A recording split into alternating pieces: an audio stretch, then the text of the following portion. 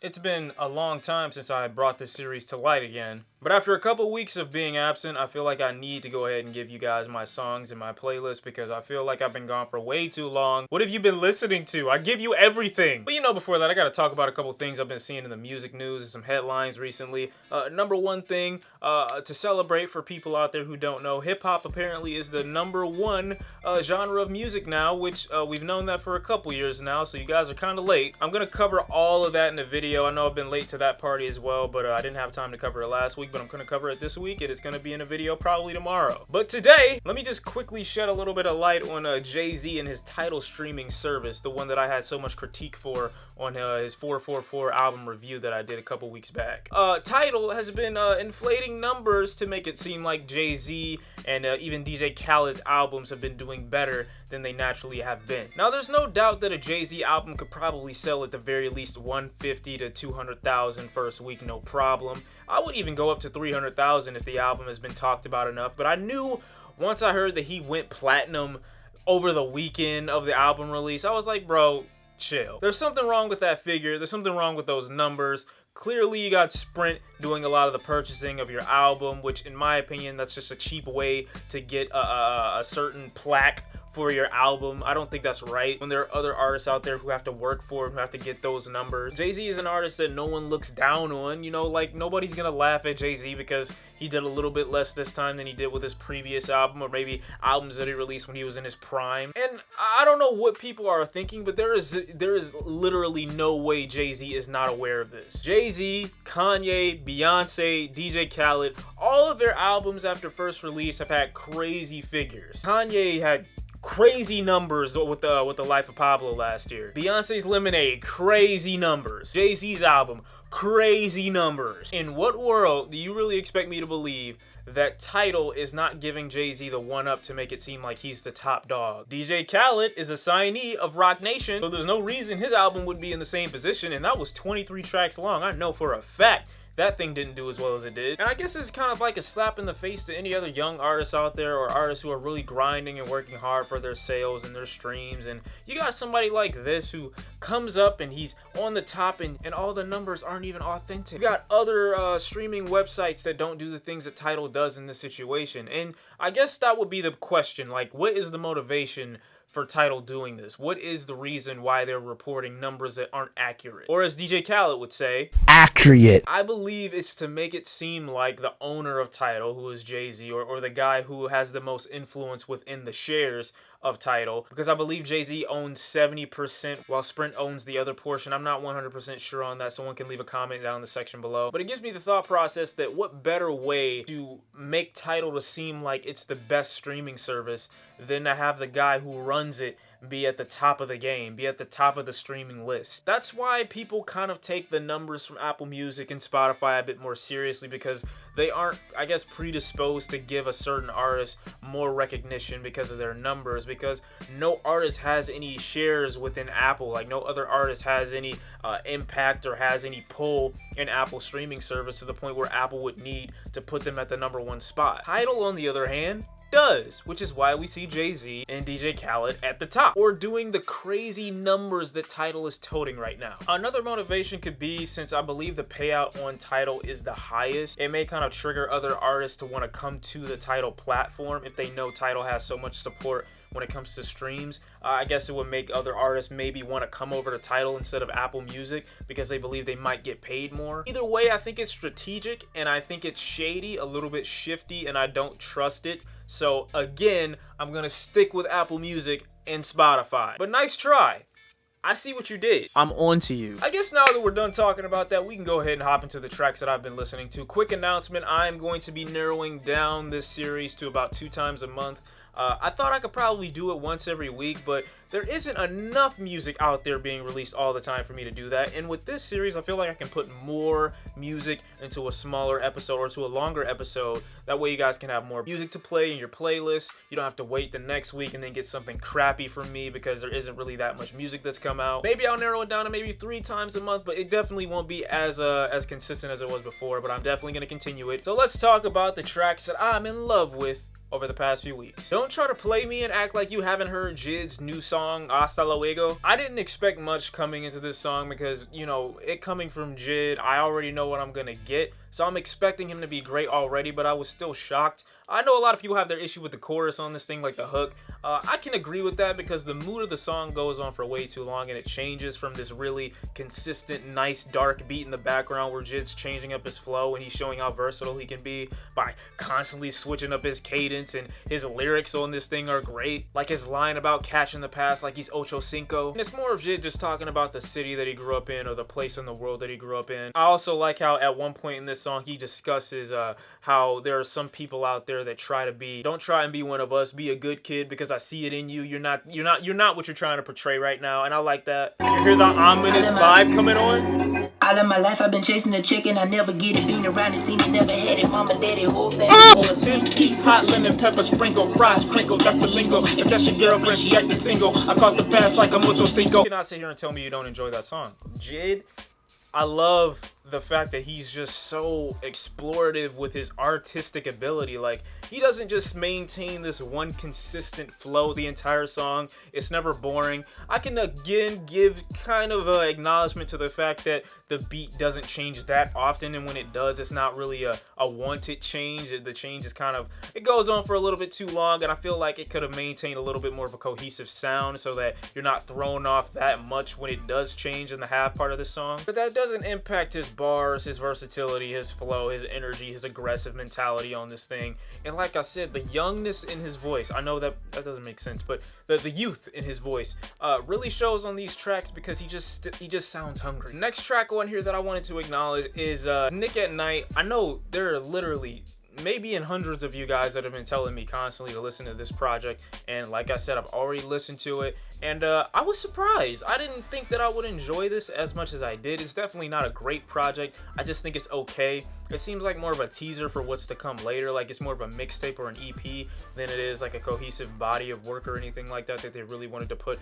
an extreme amount of time into. But it definitely felt like an advertisement, this entire album. And the track on here that I think had the biggest impact on me, and the one that I probably can't stop listening to, is definitely Dial Up, because it has, again, that dark beat. I'm a huge fan of dark songs and songs that have a dark trap infested flavor to it, but it still maintains, again, that same New York vibe of East Coast old school rap that I still kind of know and love and have been used to for a while now. And I'm assuming, I know a lot of people, I may be wrong on this, is Nyck Caution, Kirk Knight doing a dual project together, and I'm not sure, but I'm pretty sure these guys are also members of Pro Era. But the track on here, like I said, I cannot get enough of his Dial Up. The darkness is what I like. It's the darkness that I like. You can't get this anywhere else. Wake up call, ain't no dial-up. Put my life on the line to get higher up. I called that nigga back, said I ain't high enough. Put my life on the line to get higher. I thought when I listened to this that Travis Scott was gonna come in with a straight up, that would have made the song perfect for me. I would have been interested to see what an artist like Travis Scott would do with a track like this. Not because these two aren't good enough, but as far as production is concerned, to have a little bit more of an ethereal vibe with this track would have been awesome for me. Take it to a bit more of a spacious point, because it's definitely dark on its own, but I think a little bit of flavor added to it would make it a little bit more ethereal so that I could really get into the track and feel like that I'm not even on Earth. But the hook of this thing is great, and I love these vocals, like the la la la la la. That thing added in the background makes the hook so addicting to listen to. And again, they got some random dials in there because, you know, the track name. I get it, you gotta do what you gotta do, but the song itself is amazing. I think it's great. Their whole project is pretty decent, but like I said, I think it's a teaser or kind of like a trailer into what we may get later. The EP itself, or whatever this thing is only like, is under like 30 minutes. So I definitely think they got something bigger on the way, either the whole Pro Era, or maybe just these two, or maybe individually. I know Capital Steez has this project, I believe it's King Capital, coming out in December, which I'm so excited for. Next thing on this thing, and that makes sense. I'm not changing it. Next thing on this thing, Tyler, the Creator. What do you get when you cross a flower with a boy? You get Garden Shed. Now, when I first heard this thing, I was blown away because I did not expect this thing to be produced so well. And I didn't have any expectation of the track to be produced a certain way because I wasn't aware of any producers on this project.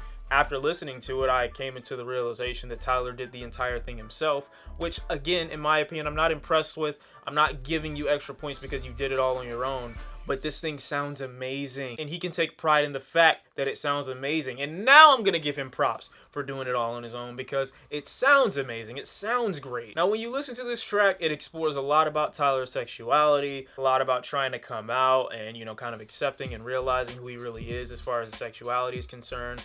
There's so many theories out there to this track. I came up with a theory because garden shed, it sounds like garden shit, like he's guarding his problems with this shed, but it sounds the way I said in the very beginning. It takes this amazing term. I think the thing that gets me so much about this track is the horns. The horns make this track so enjoyable to listen to because it's such an angelic vibe behind it, which is very ironic considering the subject matter and Tyler's bars in this thing about not wanting to be or being afraid to actually go out to that place, or he's hiding in this garden or in this shed. Someone on Twitter actually mentioned to me, Ronaldo, I hope that's your name, mentioned the fact that this also could be in reference to a butterfly blooming, because he says garden shed, and then he pronounces it like guard and shed, like a cocoon guards the caterpillar, comes out, it sheds its skin, or it sheds the cocoon and then comes out as a butterfly. So shout out to him for that theory. It's possible, but I think the fact there are so many theories to a Tyler album or a song and we're all actually taking it seriously is amazing, because I never thought I'd feel this way about Tyler the Creator at any point in the future. Definitely one of my top listens for the year. It's definitely produced extremely well. I think there's a lot of enjoyable tracks on this thing. Just overall, Tyler being a lot more emotionally stable, vulnerable, and mature on this project. Gotta go ahead and throw Meek Mill on this thing because there were a few songs on this project that I definitely enjoyed. There were a lot of people that were trying to give me flack on this, assuming that I would really care about half of what they're trying to say. Most of the people who were hating on me for that video were just really upset Meek Mill fans because I didn't like the track 1942. But to get to my favorite track on this thing is definitely track number 6, which is Issues. I feel like Meek finally makes a song on here that I can connect to, not because it's you know, rapping about the things that I would normally want to hear out of a rap song, but the speed, the pace, Meek Mill's flow, his aggressive dog-like mentality on this track, not letting up, constantly going forward, hitting with some nice little decent bars, and because he's hungry, he never stops, he keeps going, and realize that Meek Mill is playing to his strengths on a song like this. If I put him out, better spray on niggas. I'm a bad influence. Another thing I wanted to say about this project that people really don't seem to understand my point on is the fact that Meek Mill is trying to throw all the quote-unquote L's that he's received under the rug and try to make it seem like because he doesn't acknowledge them that they never existed, and his fans are doing the same thing. Now, before anyone gets on it, let me just tell you, I understand the point of not receiving an L and what a real L and an L that means nothing to somebody who's from the street means. I already understand that. It doesn't take a rocket scientist to see that Meek Mill is trying to say he didn't really take an L because he's from the street, and in the street life there are real L's handed to you. The real L is dying, losing people, all this other stuff. I completely understand that, but that does not mean that you can never lose because you are from the street. I've lost friends to the street.